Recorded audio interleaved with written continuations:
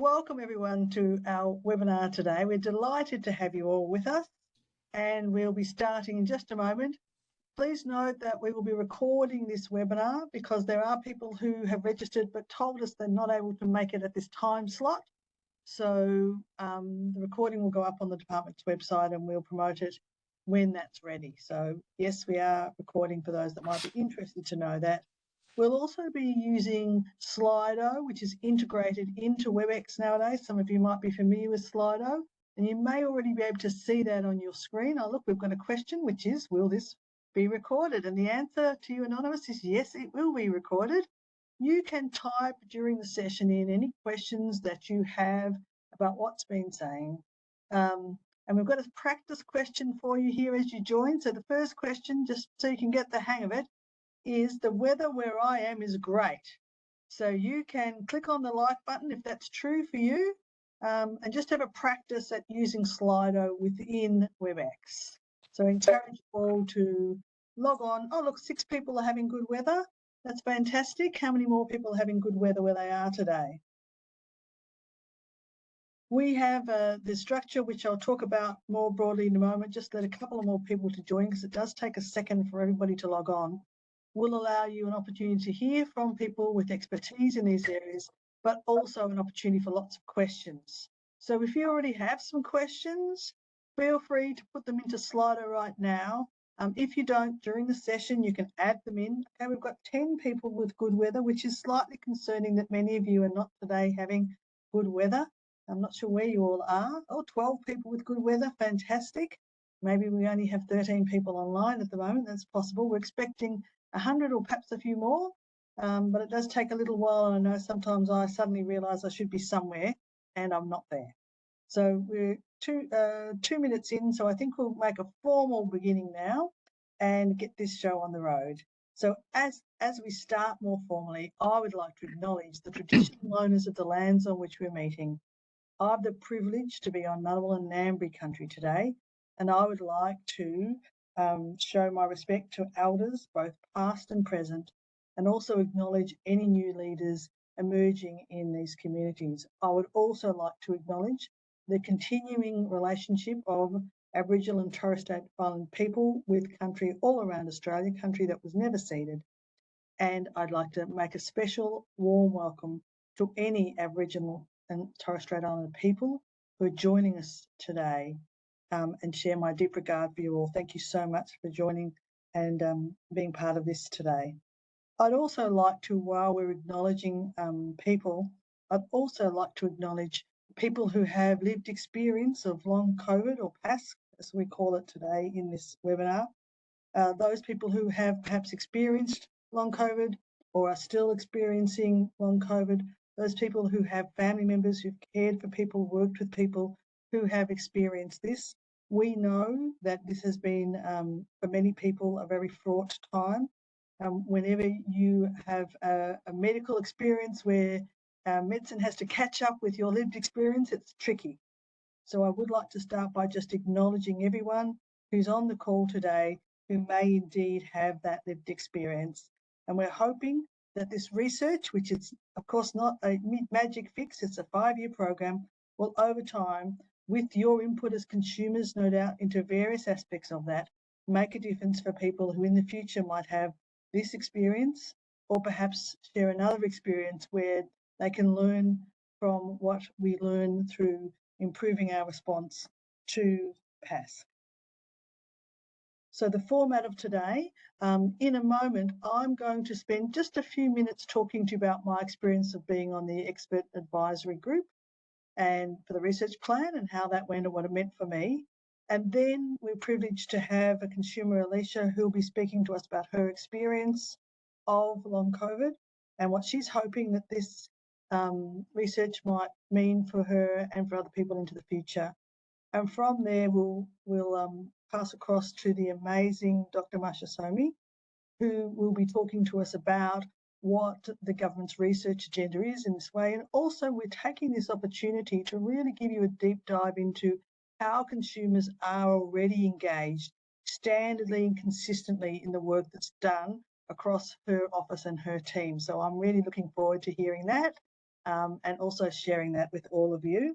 At the end of that, we hope that we'll have too many questions to answer in Slido. So again, I'm encouraging you to pop those in as you think of them. And then I'll do my best bringing those together, theming them, asking questions of the various panelists until we finish off.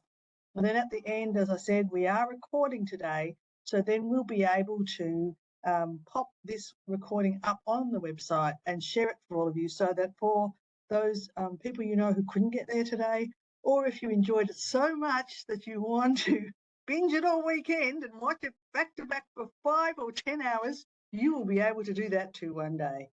How lucky are you? So now we've got about 24 people that have had a go at Slido. That's fantastic. If you haven't done that yet, we've got a practice question which says the weather where I am is great. And what we're encouraging you to do is just to click on the like button so you can check that you know how it works and you're comfortable to be able to ask questions. Thank you for the person who's said sunny, and someone's already got a question that's fantastic. We'll hold that over till the end, but keep them coming. Any more questions you've got, add them all in. So now I'm going to start by giving you just a little bit of a reflection on my experience of being on the Research Plan Expert Advisory Panel. So this is the Post-Acute Sequelae of COVID-19 Research Plan Expert Advisory Panel experience. And my first comment is, Masha, I'd love it if they could be shorter if you ever ask me back, because that was such a mouthful. And even the Outlook invitations wrapped around and wrapped around and wrapped around because the name was so long. So I'm in favour of shorter names for advisory panels. So the purpose of this was to bring together a really broad group of people to look at developing a broad funding framework for the $50 million that Minister Butler announced as being available for research into this area. So there were people with a wide range of backgrounds, both personal and professional, who came together to do this. I was there representing consumers, but I was not the only person that brought a consumer perspective.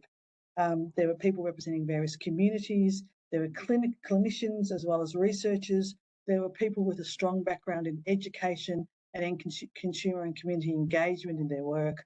So we all came together in what was a very challenging piece of work. These committee meetings are long and they're complex, and the papers are also very long.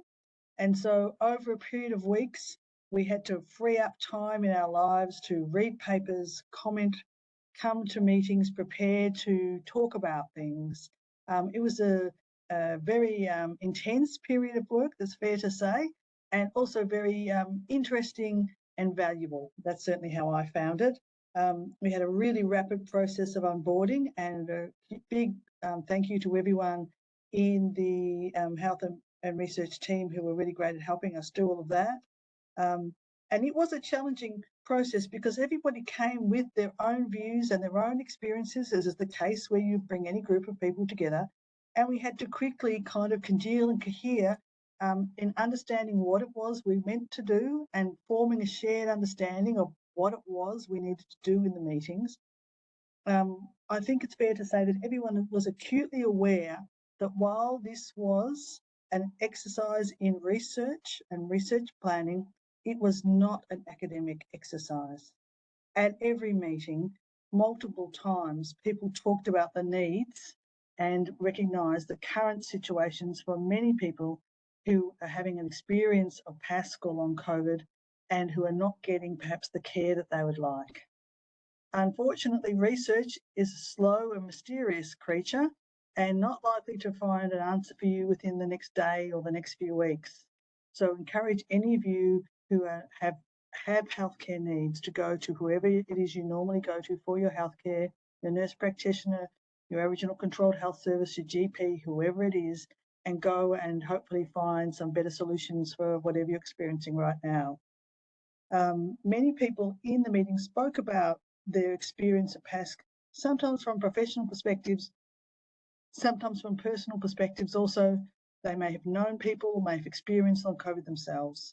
And we were really aware of this tension between people's need for higher quality care right now and better support for clinicians who are supporting and working with people who are experiencing PASC right now, and the need for rigorous, deep research into this area, into this really a new health area, building on what we know from other similar experiences, other similar fields of research, and doing that in such a way that we could, as quickly and reliably as possible, start providing those research insights through to the education communities, through to the clinical communities, the research communities, and to Australians, wide and large everywhere.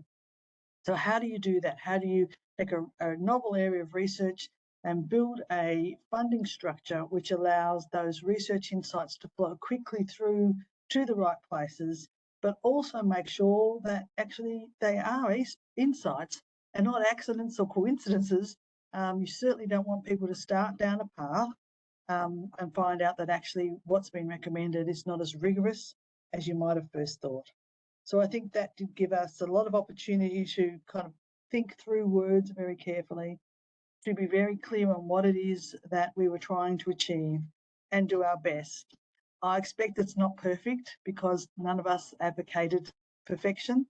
What we advocated was the best we could do, given what we were requested to do by the Minister, the timeframes we had, the amount of money that we had, the guidelines that are used in these circumstances. I think at the end we were satisfied that we had given our best efforts, all of us, and now the next stages of the process need to play out. And I'm sure Marshall will talk more about that in just a little while. So the next thing I'd like to do is I'd like to pass to Alicia, our consumer here, who's going to give you some of her thoughts, and we really look forward to hearing from her. So thank you so much for your time, Alicia. Thank you very much for having me. I always take any opportunity I can to speak about this because that's what we need to do in the early stages. We're still coming across so many people who haven't even heard of the term long COVID. So I guess I'll tell you a little bit about my story as I've been asked. If I forget anything or repeat myself, I'm sorry. I do have severe brain fog most of the time as one of my symptoms. So yeah, forgive me in advance.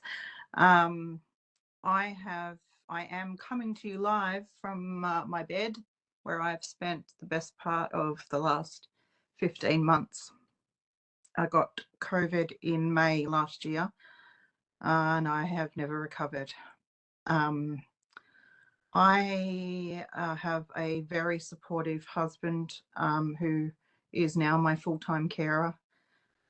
And we have 3 children, to which I am mostly unable to perform the usual mum tasks for, which is very upsetting.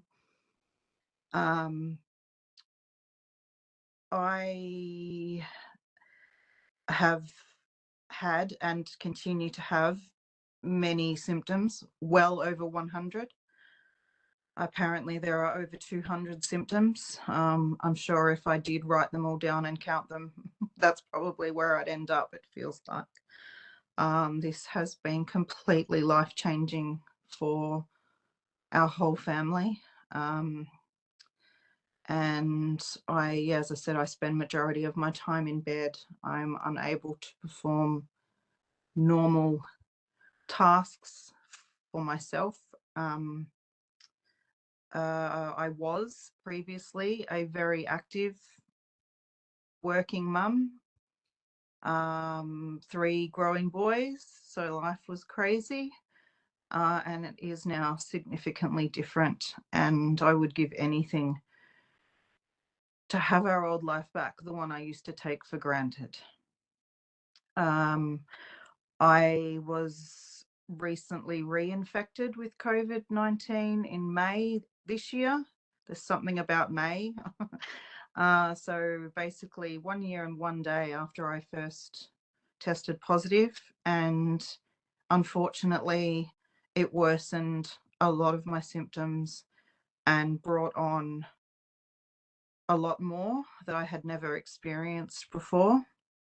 So in May last year, when I realized that I wasn't recovering after my 7-day required isolation period, I went back to work and went back to doing all the mum things, life things. My husband tested positive on my day 6. So I didn't have a choice, even though I still felt extremely fatigued. I went back to doing all of the things. A person that just usually pushes through if I can, and there was no way that I could push through this time. I spent a week really trying to just get through it, and so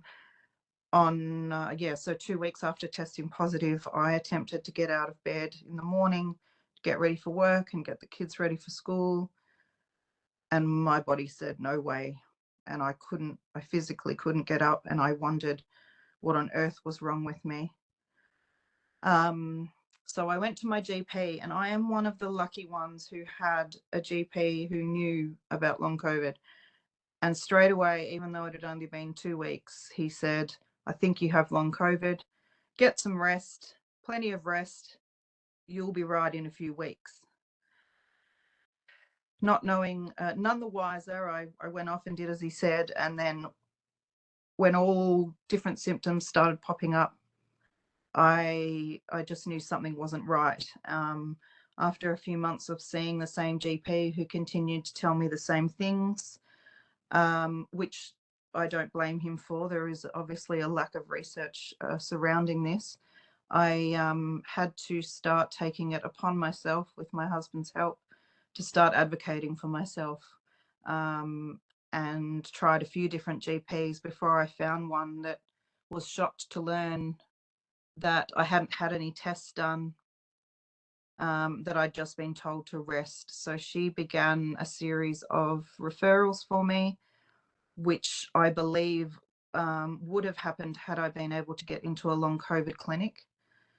I was on a waiting list for a very, very long time and never heard anything, so had to continue advocating for myself. And I had test after test after test, because obviously we didn't know what to look for or what to do, but at least my GP was taking some kind of action. My heart palpitations, I was referred to a cardiologist. I've seen a neurologist, a psychologist, a lot of the ologists, the names for which escape me right now. But all of my test results came back normal, and it was incredibly frustrating because I knew that that wasn't normal. So we kept going.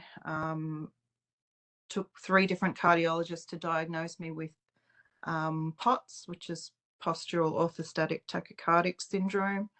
I'm on 2 types of heart medication now, as well as many, many other medications that we're just trying, supplements from a naturopath. It's all trial and error, and everybody's different.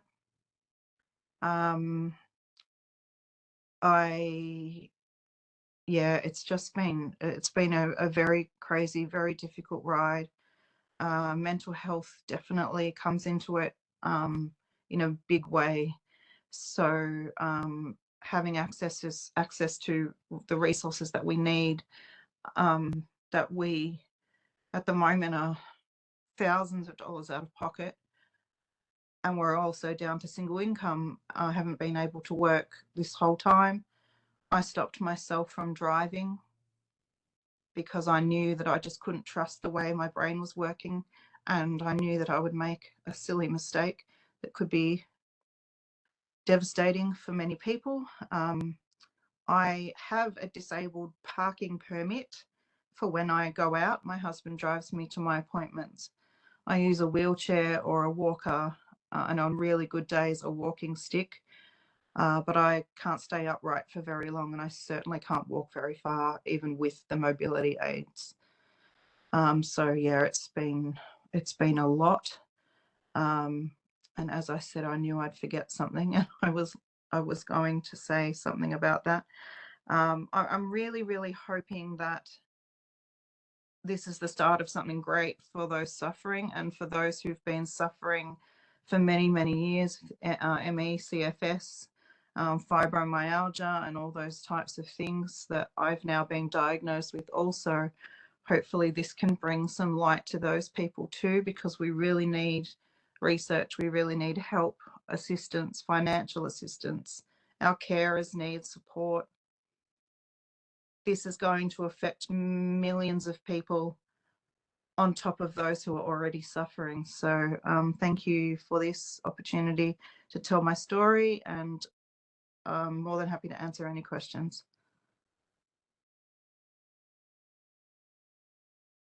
Thank you, Alicia. Thank you so much for your courage and your honesty in sharing what's been a very difficult year or so for you. Thank you. I'm sure everyone here has been touched by what you've said, and you know, all of us here do want to find a better way forward for everyone. As you've said, the experience that people are having with PASC or long COVID is one that people with other diagnosed conditions have had in the past. So really, what can we learn from what we already know, and how can we use the opportunity of research to do a better job? If you've got questions you'd like to ask Alicia, then pop them into the Slido, and when we get after Marsha's done her presentation, we will come back to those. So we'll also give you a little chance to have a breather between now and then too. But you can look at the questions yourself too, Alicia, in the Slido, so you know what people are asking.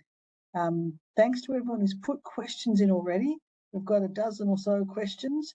If you haven't done so yet, have a look at the list. The way that this works is if you vote for a question, the most popular ones are the ones that we'll answer first. And if you run out of time and the question has no votes, it might not get covered off in our question and answer session. So really encouraging you, if you've got questions now or after Dr. Somi gives her presentation, put them into the chat. And if you haven't got a question, have a look at the list as we go through the rest of the session and vote for those ones that you think are the ones you really would like an answer for today. That really helps me at the end to know where to start, which ones people most want to hear about and which ones they're not so fussed about. Okay, so now we're going to move over to the next section, which is to hear from Dr. Marsha Soma, who's going to talk to us about the research process. Dr. Soma is the Chief Executive of the Health and Research Office of the Department of Health and Aged Care. So we're delighted to have her with us, also in co-hosting this with us, with her expertise and her deep compassion and understanding in this area. So thanks. I'll hand over to you. Thank you, Elizabeth, and it's really great to have the opportunity to present today about this research plan, which is incredibly important. I just would like to begin, Alicia, by acknowledging your story. It's incredibly moving. Can see the impact it's had on you and your aspirations and your family and your community. So I really want to acknowledge that. And also to say that's why we're here. We're here because we want to see better outcomes, and we know that there's an issue that needs to be addressed, and research is one part of that process. I'd also like to acknowledge the traditional custodians of the lands that we're meeting on. Just building on Elizabeth's acknowledgement, I'm joining from Ngunnawal and Ngambri country here in the Canberra region. So I'll give, as Elizabeth mentioned, an overview of our research process with a focus on how we involve consumers in all of our work. And then I'll talk through the research plan in a little bit more detail. So to do that, I'll shift to a presentation. So we'll just share that.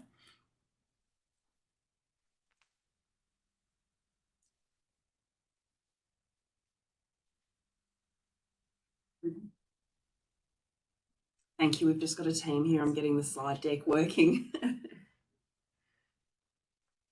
thank you. So just to give a little bit of context, in the MRFF, we fund a wide variety of research. We have some themes that we focus on: patients, researchers. We have some missions that address specific priority areas like our First Nations health. And we also have a keen interest in research translation. So that's looking at making sure that the great ideas and the great innovations that we have in research are translated into practice. And the work that we've done on PASC or long COVID is one of those where there's a little bit from all of those elements, but a really strong focus on research translation and care and the models of care that people are able to access. We do fund right from basic preclinical research, we do clinical trial work and public health research, and we also do implementation research, which is about, as I mentioned, delivering actual research into practice to make sure that it's the best that it possibly can be. We provide about $650 million a year in research investment, and this is translating into a $6.3 billion 10-year research plan that we have.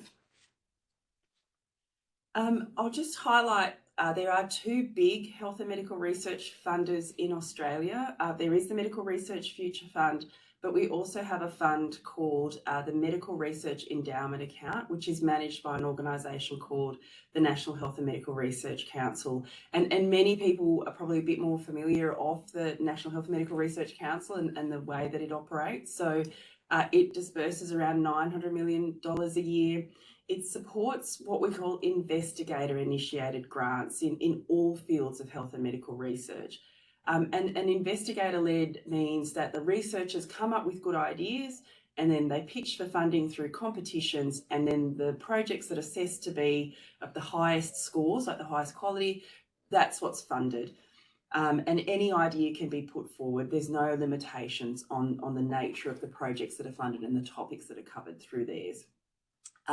So the National Health and Medical Research Council is an independent agency within the health and aged care portfolio. So here in my office, the Health and Medical Research Office, we manage the Medical Research Future Fund. So it's a slightly unusual funding mechanism for health and medical research in that we have an endowment account that's managed by the Future Fund Board of Governors, and they invest the funds according to a mandate, an investment mandate that's set by the Treasurer and the Minister for Finance. And the earnings from those investments are then put into health and medical research. So that's about $650 million each year now we put through health and medical research. The difference between our fund and the Medical Research Endowment account is that we focus on priority areas. So we call ourselves a priority-driven research fund. That means we're focused on health topics or healthcare issues or particular populations that probably are experiencing worse outcomes than others, and our focus is to try to equalise those outcomes, make sure that we're implementing and translating all the research evidence that we have into practice, and also working with consumers and others in how we do that, how we set our priorities. So we sit within the Department of Health and Aged Care ourselves, so they are separately managed funds. So that focus on priority areas, priority topics and priority populations is what has allowed us to be quite proactive in how we've responded both to COVID-19 as an initial pandemic, but also to the Sequelae, which is the long COVID as well. And I'll talk about that investment in a little bit. So more broadly, within the MRFF, we have a real interest in consumers. So consumers are the users of research. For us, we see them as the people that actually have to engage with whatever comes out of research and how it's implemented into healthcare. And also we see that consumers are the funders of research. So all of our research, so the Health and Medical Research Future Fund and other government mechanisms, that comes from our taxes. And so we see an absolutely central role for consumers to play in how we prioritise and then design and implement the research. We had done quite a little bit of work from our inception in 2015 to about 2021 to really try to put consumers at the centre of the research process. However, at about that time, we felt that it was important to really push ourselves and push the agenda in the MRFF about centralising consumers in our processes. So to do that, we established a consumer reference panel They were appointed in April 2022, and their role is to give me, as the CEO of the Health and Medical Research Office, advice on strategies for strengthening consumer involvement in the implementation of the Medical Research Future Fund. So you can see that's quite broad. We didn't ask specific questions. We just wanted general advice around how we could do our work better in funding health and medical research. In asking them to join, as a first step, we asked if they could develop for us some principles for how research projects funded through the MRFF should involve consumers. We didn't have a framework for explaining to researchers what our expectations were. We didn't have a strategy or a mechanism to give applicants to write against, to say this is what good practice looks like. And that also meant we didn't have a series of principles or a document that we could then give to our grant assessment committees to say, this is what good consumer involvement all through the research process looks like. So we wanted a document that we could publicise and promote, and also then use through all of our granting processes to set those expectations. So the consumer principles are done. And I'll talk about those in a minute, but now the Consumer Reference Panel has been working on some other projects with us, which has been really valuable and instrumental, and I'll share some information about those as well. So first, about the principles. So whilst there were a lot of definitions about what a consumer was, there didn't seem to be an agreed definition. We looked at a number of others that are in place in Australia and internationally. And following on from that, our panel felt that they wanted to have a definition within the Medical Research Future Fund, and that's the definition that they have set for us.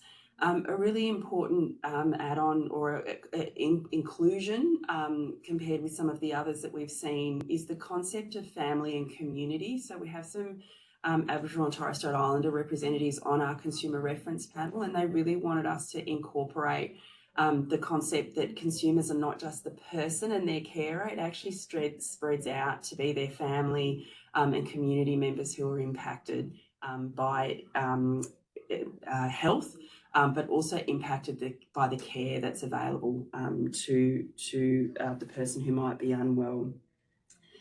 So there's just a link to the consumer reference principles, and you can also scan the barcode there to actually get access to the principles themselves. So why did we want the principles? So overall inclusion, by including and strengthening consumer voices, we're expecting that we'll improve the quality, relevance and impact of MRFF funded research. That's because we expect the research will include a greater variety of voices in the process, that it will have safe strategies and effective strategies for including consumers in research. We've heard that some consumers maybe don't have the best experiences, and so we really wanted to address that, participating in research, so we really wanted to address that. The research will include the perspectives and lived experience of patients and clients and service users and carers, and that's absolutely critical if we want the research to be acceptable by consumers at the end of the day. There's a really great focus within our consumer reference panel around the diversity of our population. I think sometimes research has focused on particular cohorts or particular groups, and our consumer reference panel has been really encouraging us to think beyond those groups and think about the diverse experiences of different populations or different groups within our broader population. And finally, the consumer reference, the principles include some really clear guidance for what good consumer involvement looks like in all stages of research. So it's really a cheat sheet that researchers and consumers can use to see how they can improve consumer involvement in research projects. So here are the principles themselves. So these principles say that the consumers really want to be involved in all types of research and in all stages of research, and that they also want to be considered as partners to researchers, not as subjects. So that's a really important element for us. They want to be involved effectively, sensitively and safely. And as I mentioned earlier, that focus on diversity and equity, we want to include all parts of our population in our research endeavour. We actually held a webinar on our consumer reference consumer principles. John Stubbs, who's the chair of the Consumer Reference Panel, and I hosted a group of presenters. We had our consumers. We also had some really good practice examples. We had some researchers who were doing really great consumer involvement, and they gave some really practical tips and examples of how they've been able to work effectively with consumers. And we also had another member of our Consumer Reference Panel talk about her experiences participating as a consumer representative in a wide variety of research, particularly in basic research, that sort of lab, early stage research where people will often say, oh, we're not sure we need a consumer. So she was able to talk in quite a bit of detail about her work that she's been able to do and the contribution she's made and why it is important to have consumers involved in all stages of research. So we held that webinar on the 3rd of August and it is publicly available on our website, and we encourage you, if you have an opportunity, to have a look at it. So after developing the principles, our Consumer Reference Panel kept working with us. They did a review, or a light touch review, of our assessment criteria descriptions, and I'll talk about that in a minute. They helped us to design our 2023 consumer-led research grant opportunity. So it's a $10 million allocation of funding. And we worked with them to change not only what was asked for, but really focus on the assessment process. And an outcome of that was having a separate statement where researchers have to explain in 2 pages how consumers are involved in the research that's being proposed. So what we were hearing from our grant assessment committees is that sometimes you can hide and sort of, the fact that maybe you're not doing a lot of consumer involvement if it's mixed in with the methodology. So actually providing 2 pages means that it can be quite clear if someone's got good comprehensive consumer involvement versus just a little bit, involving someone maybe in a committee or getting them involved in bits and pieces rather than being integrated throughout the research process. So we're trialling that as an approach.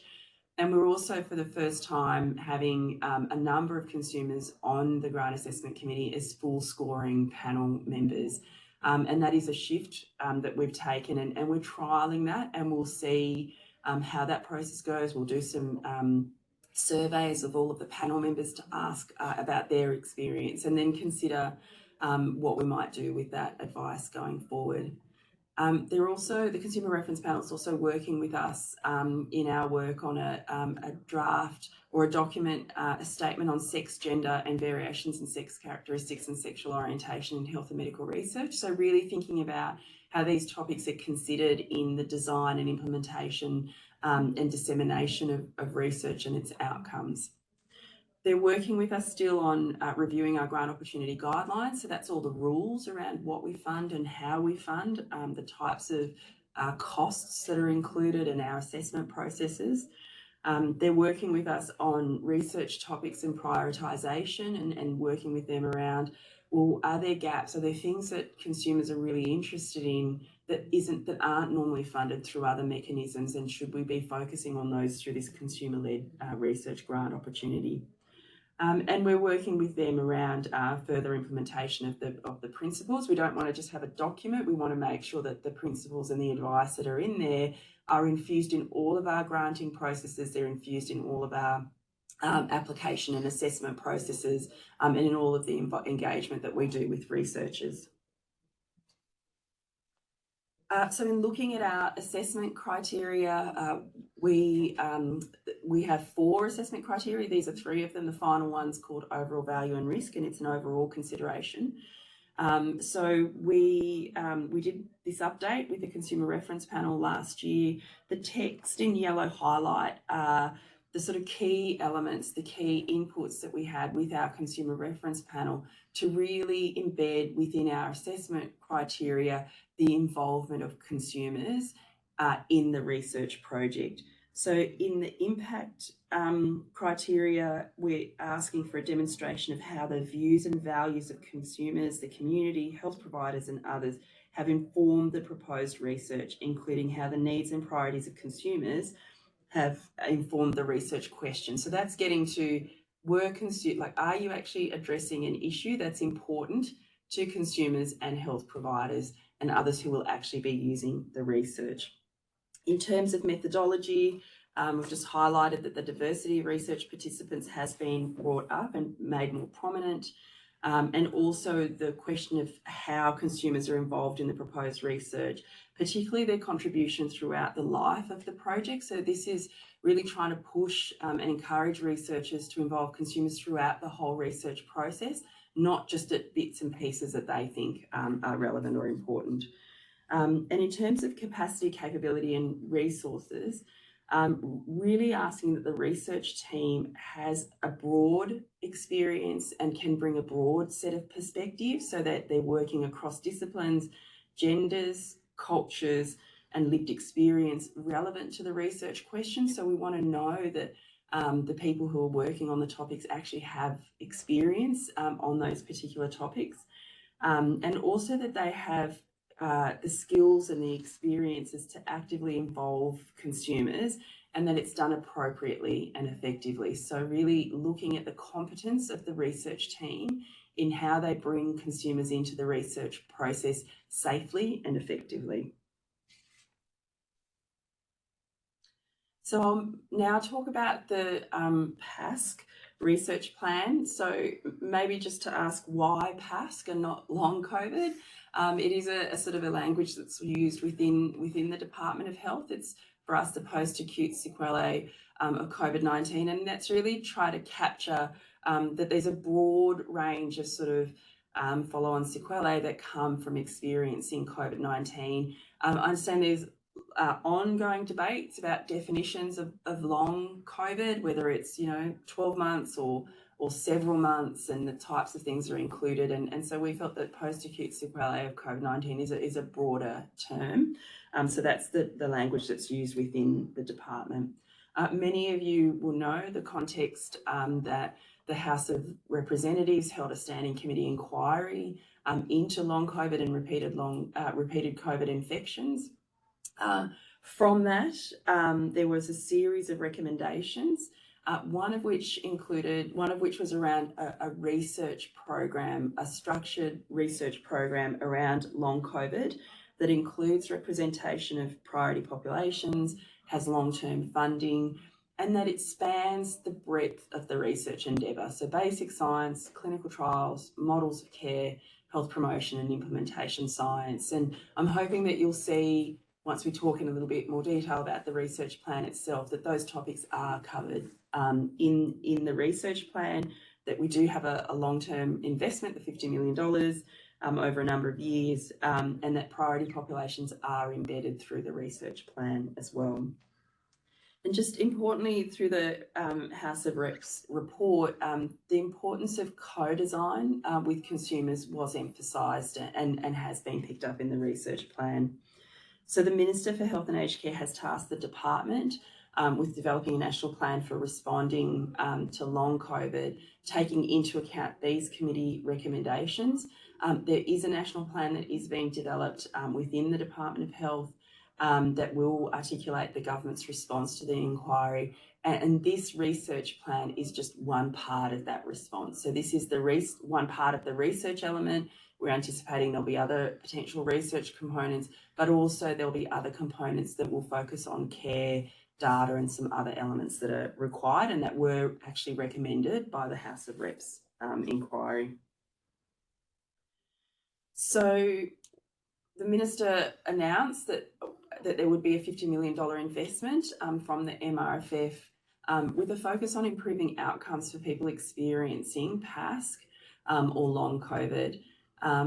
The main thing was the Minister had an intent and a policy objective, and he had a priority that was set from government.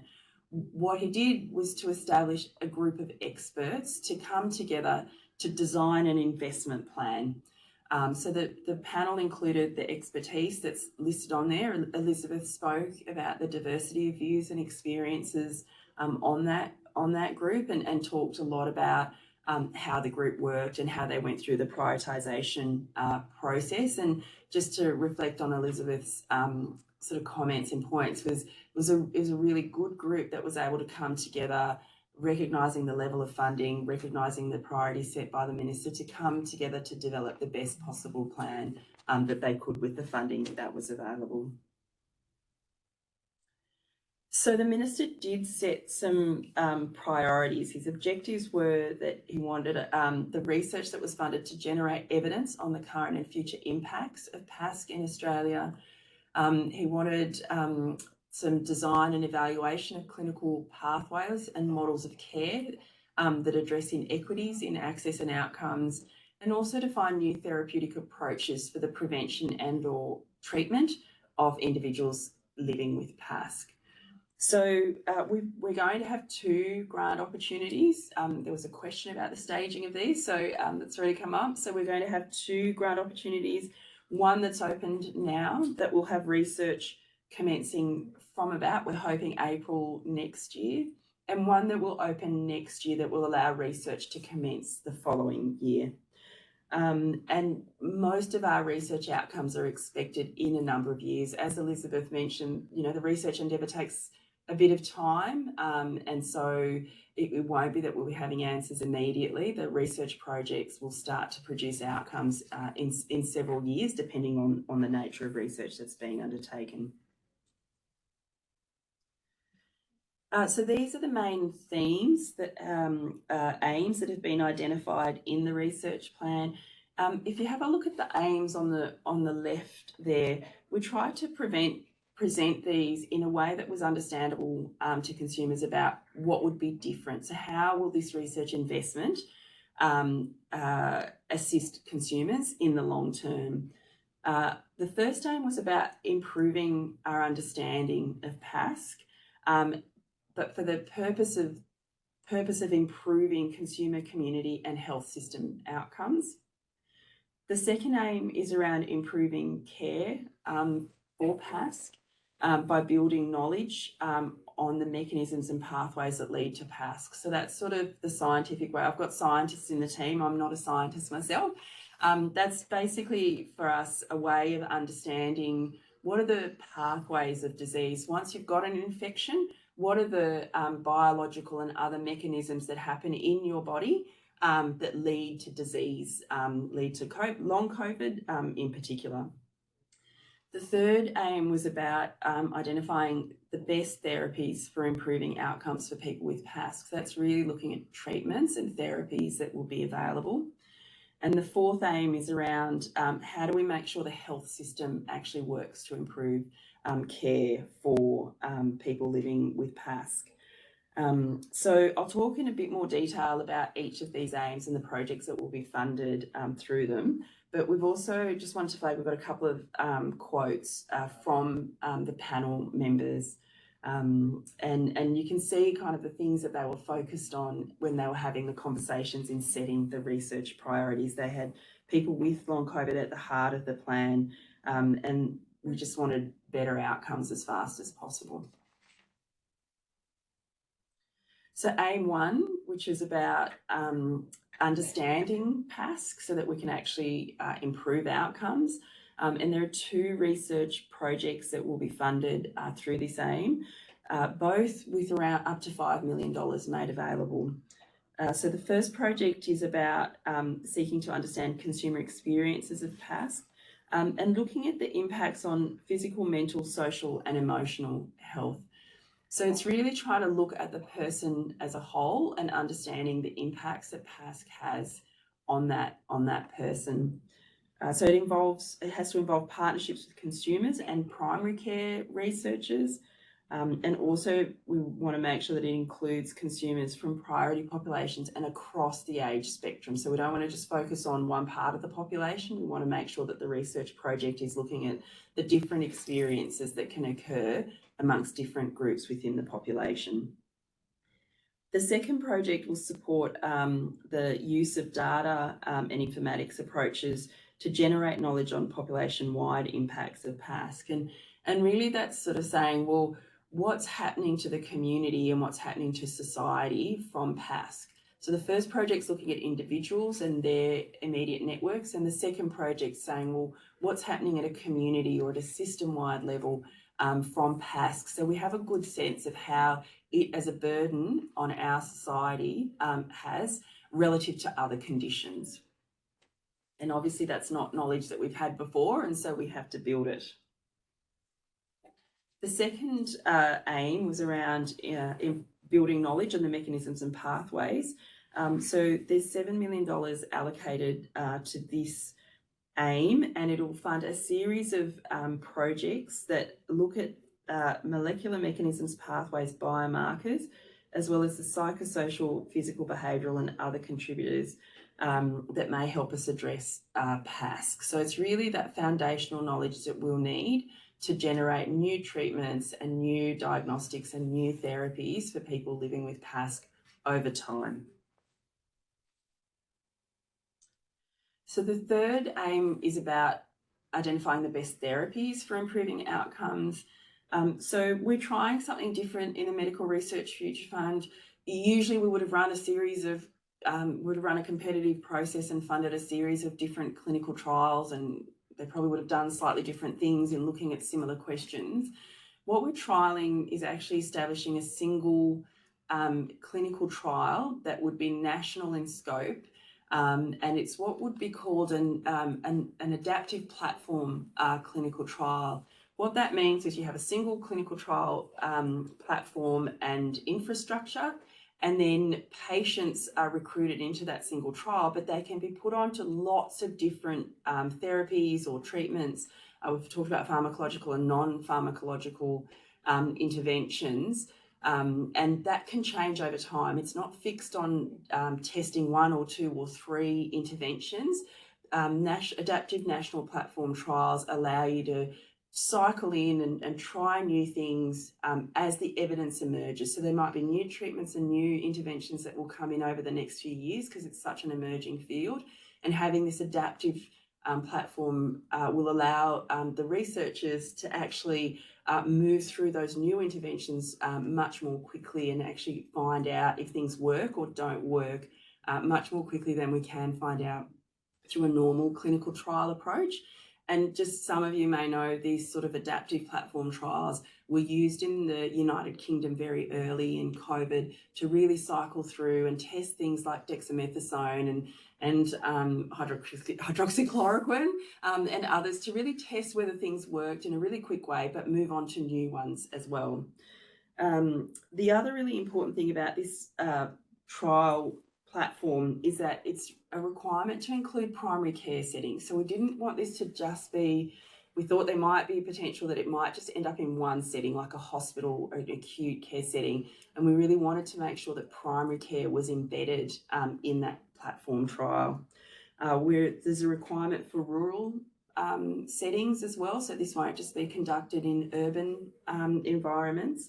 And we're using a 2-stage funding mechanism where we'll fund a few to begin with, and then they'll compete to actually do the implementation, because adaptive platform trials are very complicated and difficult to set up, and there's often been failures in groups trying to set them up.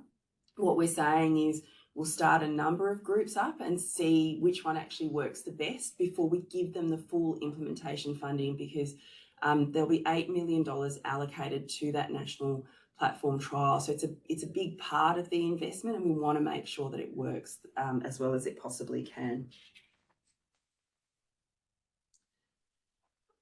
So finally, and probably our most significant investment with $24 million is research on models of care that will improve outcomes for people living with PASC. So a key element of this is co-leadership with consumers, and that's been really embedded within the description of the grants and also into the assessment process.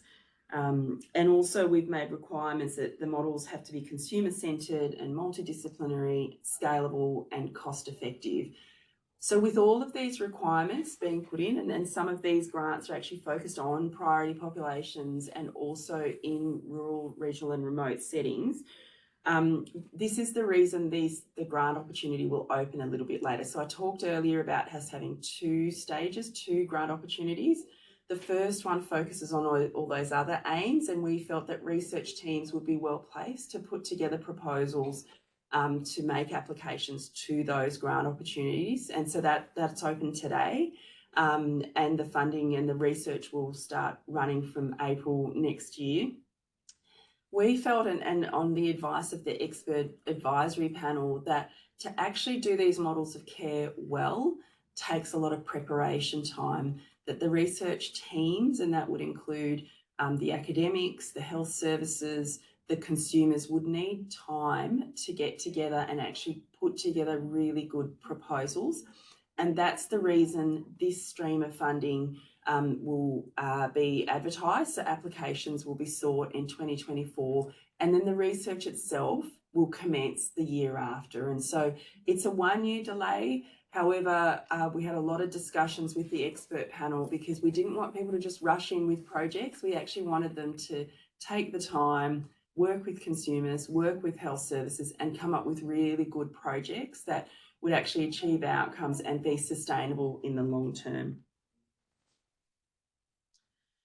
So our grant assessment process is quite complicated. This is sort of a bit of a process map across the bottom.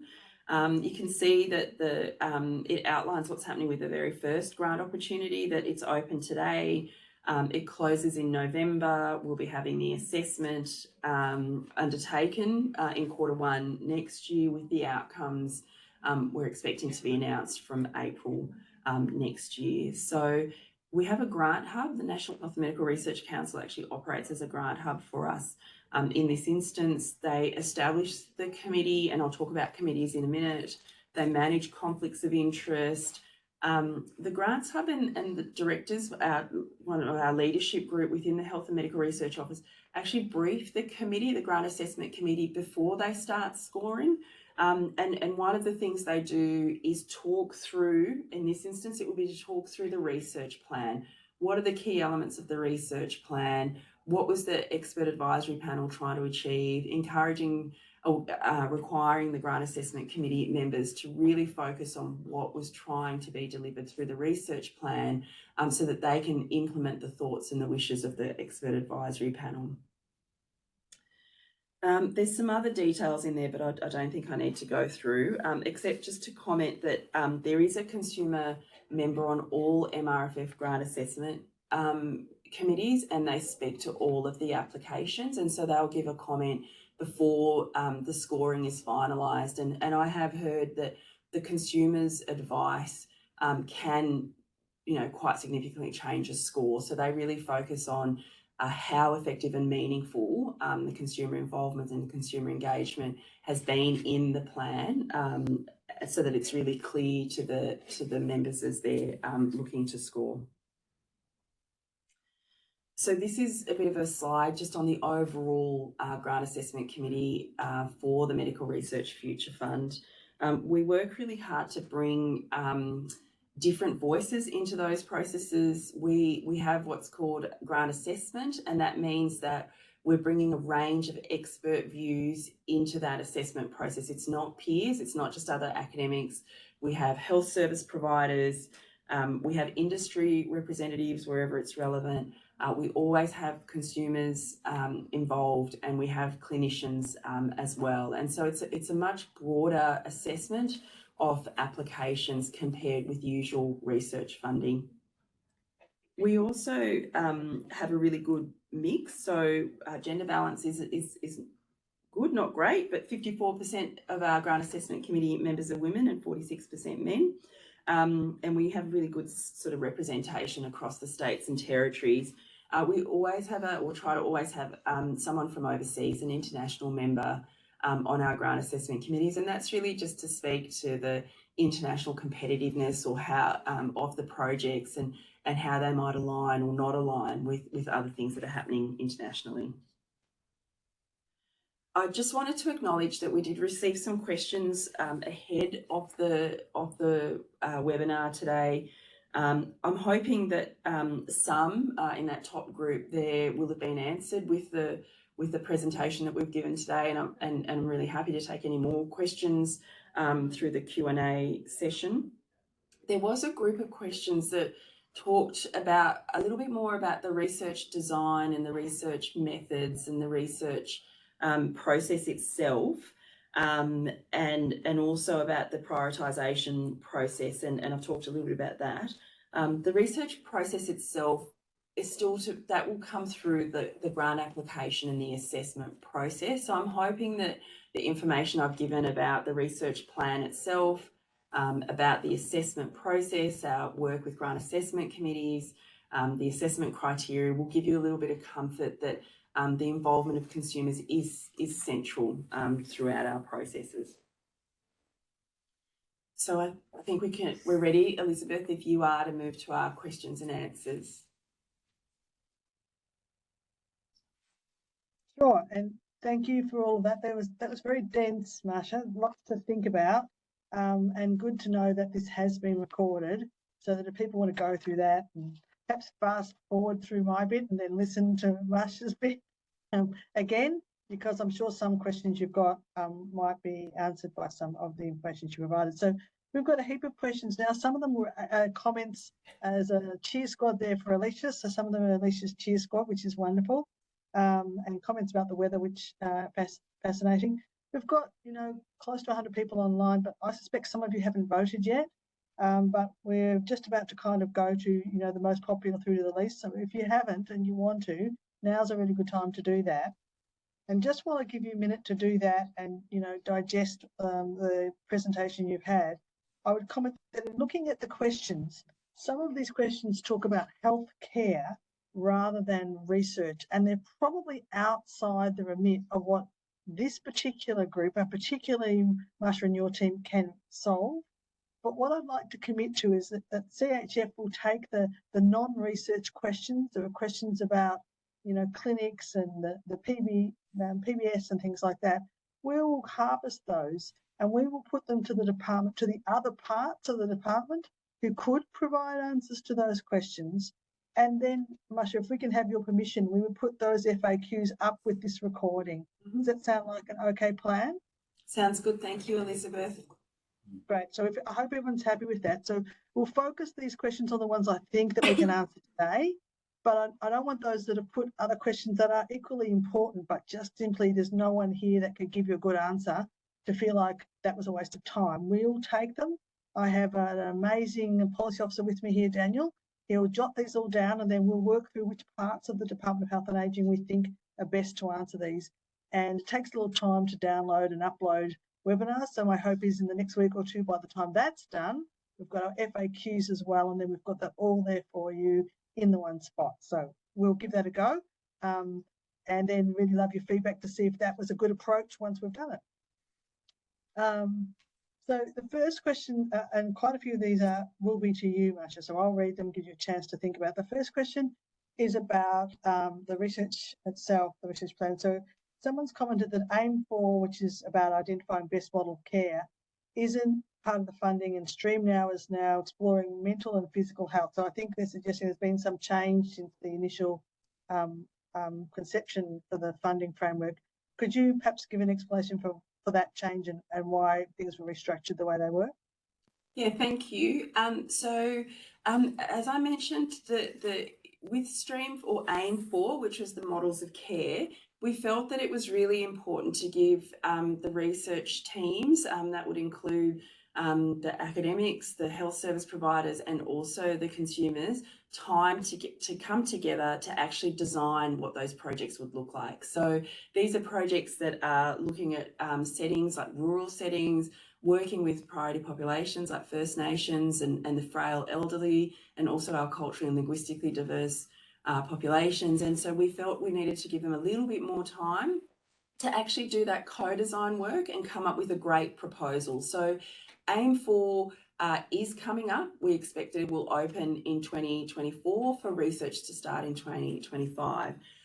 We focus this current grant opportunity on AIMS 1, 2 and 3. And that I think the comment is around there's an inclusion, physical, mental health. So that was actually covered in the research plan. So it's on page 7 of the research plan. So it says, large-scale multidisciplinary project in partnership with primary care providers and consumers to identify how people experience PASC, including the impact on their physical and mental health and social and emotional well-being. So we've really cut and pasted from the research plan into the grant opportunity. However, we've staged it across 2 time periods, and that's really to give the models of care, to give the research teams time to come together to develop really good models that they can then put good research proposals forward. Great, thanks. Thanks for that. I've got another couple of questions at the plan, so I might do those since we're kind of on that area, then move across. So there are a few comments asking about how we're going to make sure that international research is taken into account when we fund the things that we do in Australia, so that we're not duplicating or running in parallel, not talking to the rest of the world, or we go on in our own little way to decide how this should be managed. Can you talk about how your office does that and how this might be considered through the process? Yeah, so all applications have to talk to the research context, and so part of showing that your project's important and valuable is about being able to demonstrate how it complements and builds on existing research. And we have an assessment process that does account and look at those issues. So that's sort of one element, which is about the research process. I guess the other thing is the way that the research objectives have been outlined is they do actually have a strong focus on the Australian context. And so models of care really are applied. They are focused on what is happening in Australia and how care can be delivered within the different contexts and taking account of the different priority populations. And same with the other aims as well. So they're the sort of 2 main ways that we look to make sure that we're not duplicating and actually we're building on and improving on what's already there. And then there are a few questions related to the healthcare system more broadly that kind of asking, well, as we find things out, how do we make sure that healthcare adopts them? So, for example, someone's asked a question about how will this roadmap and this funding help get medications for long COVID and PASC quickly onto the PBS? Can you give a sense of how do your colleagues know what's happening in the research world? How does health understand that? And what assurances can people have that as you're finding things out, things will be able to be quickly translated across into other policy environments and hopefully make change? Yeah, no, it's a really important question because we know that the translation of the research outcomes into practice is often a really big gap. And so there's a number of ways for us to look at that. One is we look at partnerships. So whenever we have applications, we ask about who their research partners are, and we ask them to have health services. We hope that they have royal societies and other groups that are involved in the research process, so that research can be applied through clinical pathways. That's one way that the research is applied, that if you have health services involved in research, they'll disseminate it through their network. There's the traditional mechanisms that researchers use around promotion of research and dissemination of research. However, as an add-on within the department, because we are embedded in the department, we talk a lot with our colleagues from other parts of the department. So the Office of Health Protection, which has been responsible for delivering the broader plan, of which research is one component, we work really closely with them. We'll often, if we have good findings or good news or, find projects that will be relevant to other parts of the department, we connect researchers with them, we'll share findings and learnings and make sure that those connections are being made from a policy and program level. That's great. That's really helpful. And I think kind of related, this might be kind of related, and it might be a little bit to do with the questions you might ask the broader health community as well. Marsha, but I'll ask you too. Are there any pathways in place so for promising novel treatments to be fast-tracked in some way? We have that with medicines more broadly with our HTA and so on, where things can be assessed and novel treatments get quickly into use. How would that work with this? It might depend what the intervention is. So I think I totally agree with you, Elizabeth. There are really clear pathways for drugs or devices or sort of specific therapeutics that are available. The pathway is probably less clear for other types of non-pharmacological interventions. And that's where we're really reliant on working with our clinical colleagues, particularly through the Royal Colleges, to push out that messaging and to change guidelines and to change the advice that's provided to clinicians as they do their work. Fantastic, thanks. And I'd just like to make a shout out to anonymous number 17, because I don't know who you are, who said that we're awesome. I'm going to screenshot this and show this to my children, who would tell you that I'm absolutely not awesome. I'm going to show objective evidence I'm now awesome. So thank you for that. The next question is, there are quite a few questions about post-exertional malaise and particular treatments which are kind of touting exercise and rehab focuses. And a number of the people in the chat very unhappy about those treatments, having had personal experience or having read research to suggest that those treatments are not particularly efficacious. I suppose they're speaking about this, but I'd even ask you a broader question. When we know that things don't work or questionable, might not work very well, how does the research process make sure we don't keep funding things that don't work well, particularly in this case where, you know, we don't have a lot of evidence for the things that do work well? How do we kind of, I suppose, filter out the stuff we don't want to amplify? Yeah, it's such an important question and a real challenge in clinical practice more broadly. It's sometimes harder to stop people doing something than it is to get them started in the first place. And it's a challenge that we certainly have across the MRFF, where we think about, we call it low value care, and we're having conversations with health technology assessment committees around low value care and how you get people to stop. So, I mean, within the research context, this is where the application and the assessment process is really, really critical. And as someone else mentioned, that looking at national and international evidence to look at what's already been researched, what we know, what we don't know.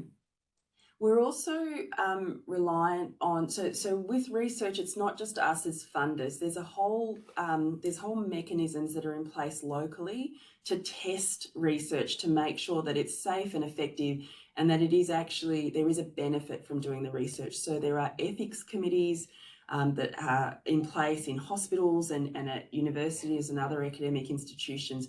And they're another really important mechanism because they're all researchers that involve people and animals, but humans, goes through these ethics committee processes.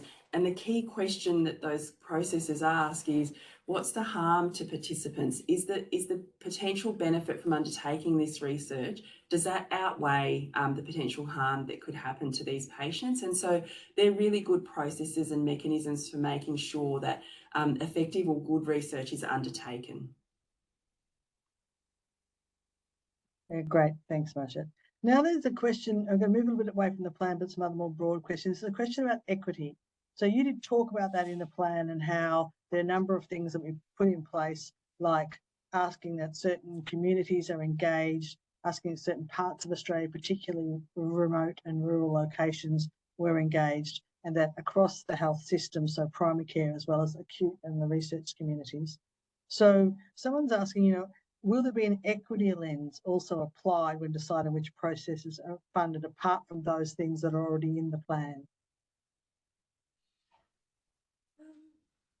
Yeah, so we have to rely on the assessment criteria, and the assessment criteria look at the impact and the unmet need as well, and so I think it's accounted for in all of our grant opportunities, including this one. So that, as you're saying, Elizabeth, there is specific funding for specific populations that have been called out by the expert advisory panel.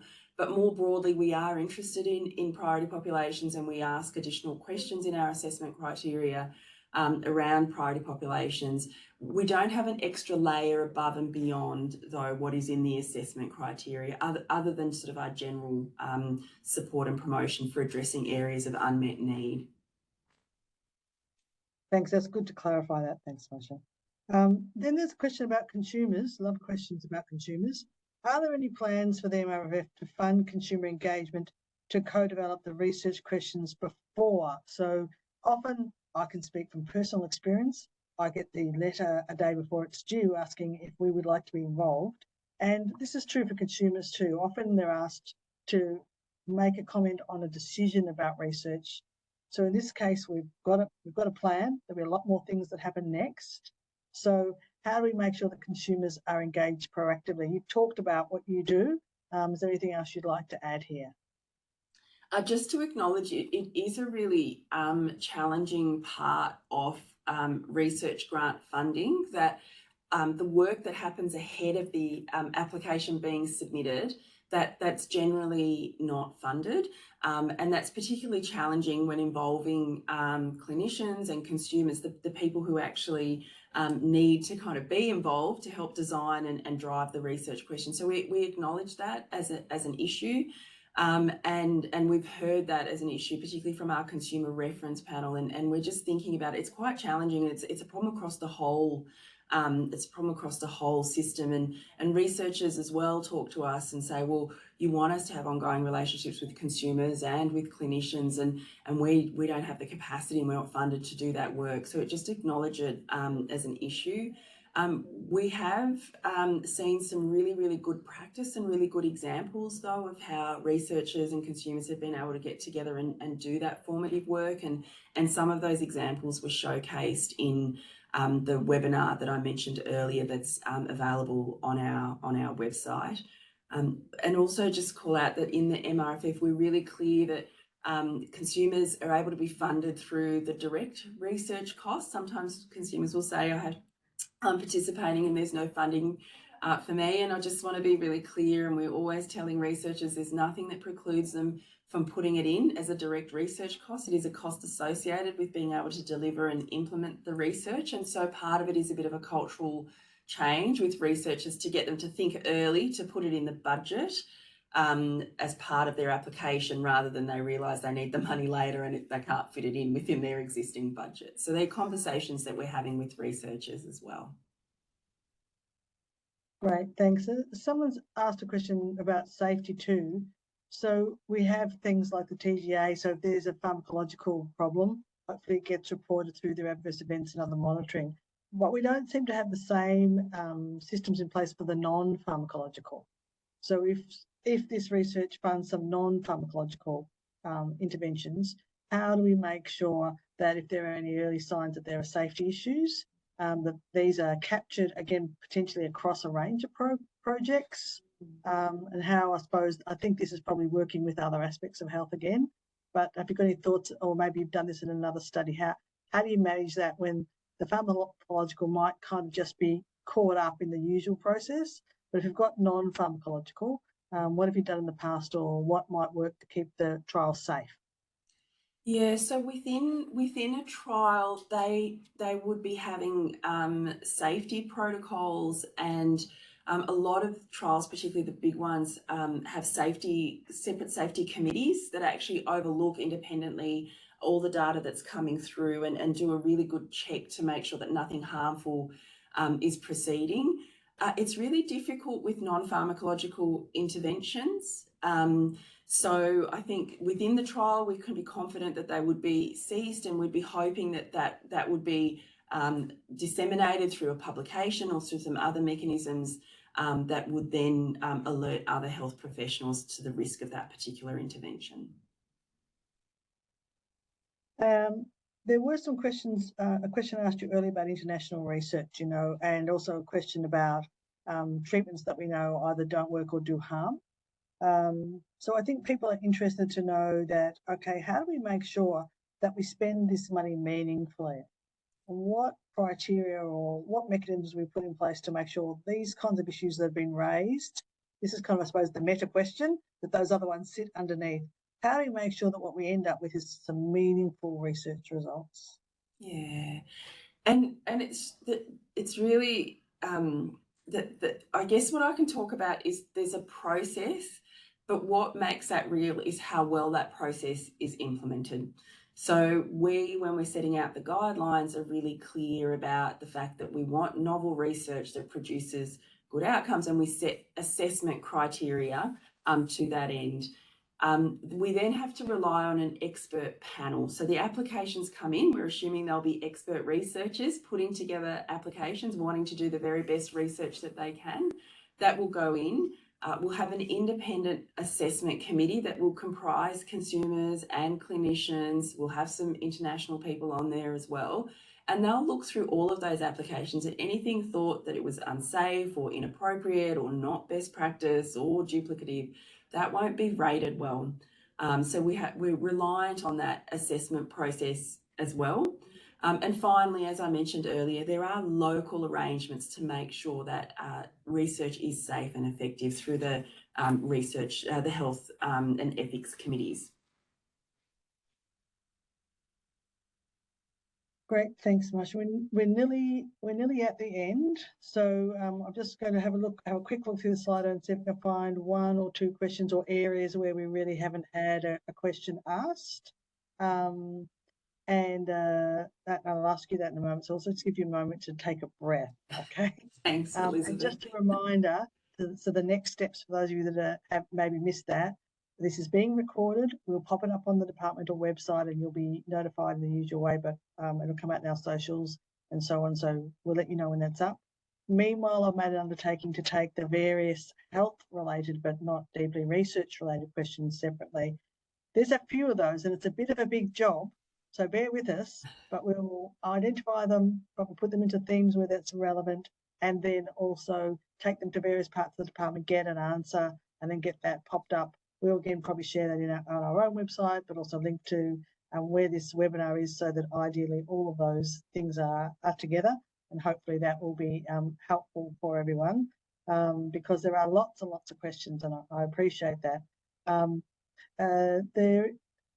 suppose maybe a good question to finish up on is someone asked about low-hanging fruit.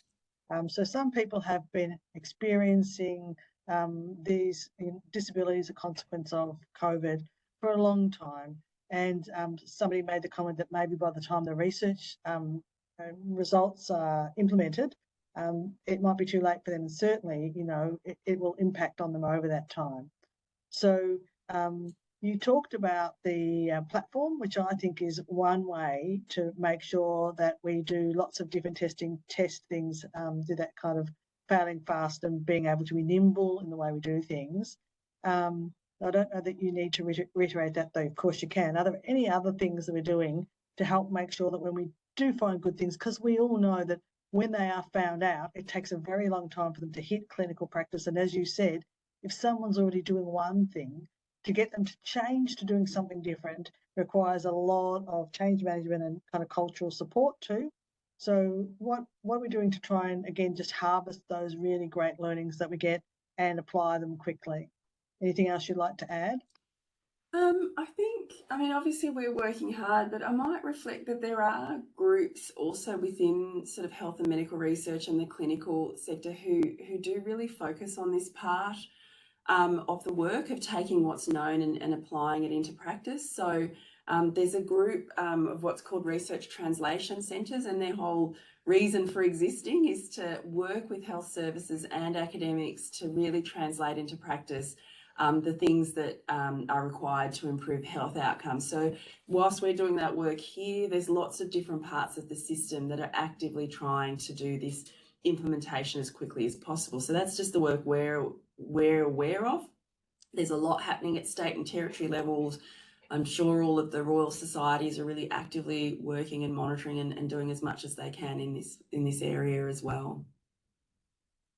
Thanks. Alicia, I'm going to come to you in just a moment and just ask if you've got any other thoughts. So I just thought I'd give you a bit of a heads up.